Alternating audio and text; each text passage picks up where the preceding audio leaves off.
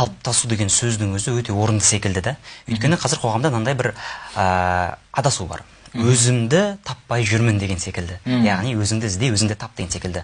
Алайда үлкен осы тарихтағы тұлғаларға қарасақ, олар айтады, өмір өзіңді іздеу емес, өмір өзіңді қалыптастыру дейді. Нағыз тұлға бұл рухани да кемел, бұл материалды да кемел. Халыққа берері бар, талу бар ма сұңқарға, қажу бар ма тұлпарға, иман күшті оларды. Мен жастарға сенемін дейді. Яғни иман қасиеті бар. Алаш айбынды ұраны, қасиетті Құран дейді. Алаштың олар құрбаны, мен жастарға сенемін. Демек, ең бірінші критерий нақты саған бір істі тапсыра алатындай, бір тұлға болып қалыптаса алатындай деген кезде иман болу керек екен ғой. Енді екіншісінде, мысалы Абай атамыздың айтқанымен қарайтын болсақ, сенбе жұртқа, тұрса да қанша мақтап. Әуретеді ішіне қулық сақтап. Өзіңе сен өзіңді алып шығар.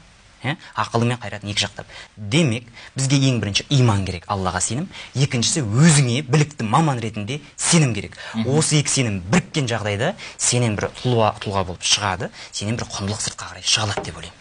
Ал бұл процесс тұлға болып қалыптасу процесі да. Сұрақ туады. Неге дәл қазір естіп отыр?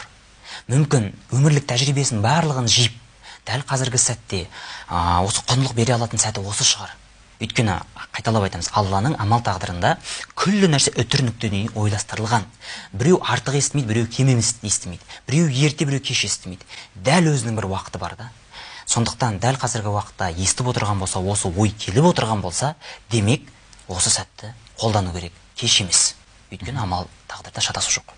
Тұлғаның тұлға болып қалыптасуында, адамның мінезінің жөнделуінде Құран ең бірінші маңызды рөлді атқаруына қатты назар қойды дейді.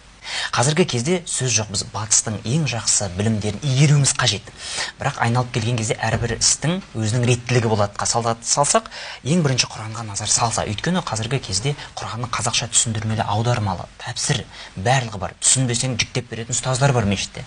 Өйткені адамның мінезі Құранмен қалыптасады ғой. Пайғамбар саллаллаху алейхи ва саллям мінезін сұраған кезде не деп айтамыз? Оның мінезі Құран еді дейді.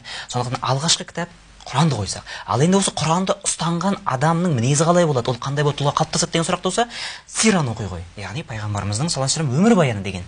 Ең негізгі осы екі кітаптан басталынса, одан кейін кез келген бестселлер дейміз ғой, басқа кітаптардан ол пайдасын ала алады, керек емесін тастай алады. Өйткені ода фильтр бар.